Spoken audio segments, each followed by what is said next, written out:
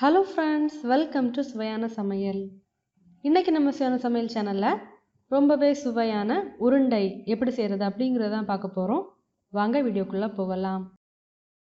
சுவையான சமையல் சேனலை நீங்க இன்னும் சப்ஸ்கிரைப் பண்ணலனா சப்ஸ்கிரைப் பட்டனை கிளிக் பண்ணி சப்ஸ்கிரைப் பண்ணிக்கோங்க. கூடவே பக்கத்துல வர பெல் ஐகானை கிளிக் பண்ணி ஆல் செலக்ட் பண்ணிக்கோங்க. இந்த சேனல்ல வர வீடியோஸை மிஸ் பண்ணாம பாருங்க. ஒரு பவுல்ல 3 கப் அளவுக்கு அரிசி மாவு சேர்த்துக்கோங்க.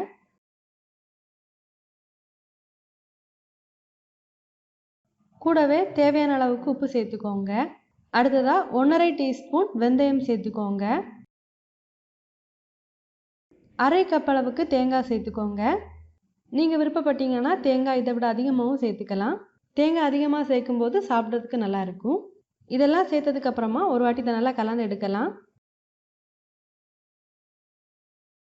இப்போ இதில் கொஞ்சம் கொஞ்சமாக தண்ணி சேர்த்து இதை நல்லா உருண்டை பிடிக்கிற பதத்துக்கு நல்லா மிக்ஸ் பண்ணி எடுத்துக்கோங்க. அதிகமான அளவில் தண்ணி சேர்த்து பிசையும் போது மாவு கரெக்டான பதத்தில் வராது. அதனால கொஞ்சம் கொஞ்சமாகவே சேர்த்து பிசைஞ்சு எடுத்துக்கோங்க.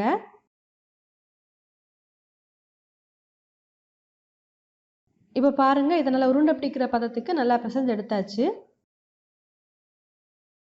இப்போ இதில் கொஞ்சமாக மாவு எடுத்து சின்ன சின்ன உருண்டைகளாக பிடிச்சு எடுக்கலாம்.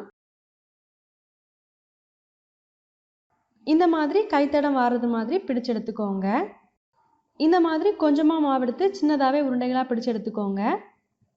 இந்த மாதிரி பிடிக்கும்போது தான் இது சீக்கிரமாகவே குக் ஆகி வரும். இப்போது எல்லா மாவையுமே இந்த மாதிரி பிடிச்சு எடுக்கலாம். கடைசியாக இந்த மாதிரி இருக்கிற கொஞ்சம் மாவை உருண்டை பிடிக்காமல் தனியாக எடுத்து வச்சுக்கோங்க. பாருங்கள், எல்லாத்தையுமே பிடிச்சு எடுத்தாச்சு. இந்த மாதிரி மெலிசா நல்லா பிடிச்சு எடுத்துக்கோங்க. ஒரு பாத்திரத்தில் தண்ணியை சூடாக விட்டுருக்கேன். இப்போ தண்ணி நல்லாவே சூடாகியாச்சு. நம்ம பிடிச்சு எடுத்திருந்த உருண்டைகளை இந்த தண்ணியில் சேர்க்கலாம். இந்த தண்ணியோடவே நம்ம உருண்டை பிடிக்காமல் எடுத்திருந்த கொஞ்சம் மாவையும் சேர்த்துக்கோங்க. அப்படி சேர்க்கறதுனால இது நல்லாவே கெட்டியான பதத்தில் வரும். சாப்பிட்றதுக்கும் ரொம்பவே நல்லா இருக்கும். இப்போ எல்லா உருண்டைகளையுமே இதில் சேர்த்தாச்சு. இதை நல்லா கொதிக்க வச்சு எடுக்கலாம். பாருங்கள், இது நல்லாவே கொதிக்க ஆரம்பிச்சாச்சு. பாருங்கள், இது நல்லாவே பொங்கி வருது. இந்த மாதிரி ஒரு வாட்டி நல்லா கொதிச்சு வந்ததுக்கு அப்புறமா இது ஒரு ஸ்பூனால் லைட்டாக கலந்து விட்டுக்கோங்க. இந்த மாதிரி கொதிக்கிறதுக்கு முன்னாடியே நம்ம கலந்து விட்டோம் அப்படின்னா இந்த உருண்டைகள் உடஞ்சி போயிடும். அதனால பார்த்து பண்ணுங்க. இப்போ இந்த உருண்டைகளை நல்லா வேக வச்சு எடுக்கலாம். மிதமான தீயில வச்சு இதை நல்லா கொதிக்க விடுங்க. இடையில இந்த மாதிரி நல்லா கிளறி விட்டு வேக வச்சு எடுத்துக்கோங்க. அப்போதான் அடி பிடிக்காம இருக்கும். பாருங்க, இதை மிதமான தீயில வச்சு நல்லாவே வேக வச்சு எடுத்தாச்சு. இது நல்லாவே கெட்டியாகி வந்திருக்கு. உருண்டைகளும் நல்லாவே குக் ஆகி இருக்கு. ரொம்பவே சூப்பராக ரெடி ஆயிடுச்சு. இப்போ நம்ம ஸ்டவ் ஆஃப் பண்ணலாம். இதில் உங்களுக்கு தேவையான அளவுக்கு சர்க்கரை சேர்த்து சாப்பிடலாம். பாருங்கள், நம்மளோட சுவையான பிரேக்ஃபாஸ்ட் ரெசிபி ரெடி ஆகிடுச்சு. நீங்களும் இந்த மாதிரி செஞ்சு பாருங்கள். செஞ்சு பார்த்ததுக்கு அப்புறமா உங்கள் கமெண்ட்ஸை மறக்காமல் எங்களோட ஷேர் பண்ணுங்கள். இந்த வீடியோ உங்களுக்கு யூஸ்ஃபுல்லாக இருந்துச்சு அப்படின்னா உங்கள் நண்பர்களோட பகிர்ந்து கொள்ளுங்க. நீங்கள் இன்னும் நம்ம சுவையான சமையல் சேனலை சப்ஸ்கிரைப் பண்ணலைன்னா மறக்காமல் சேனலை சப்ஸ்கிரைப் பண்ணிக்கோங்க.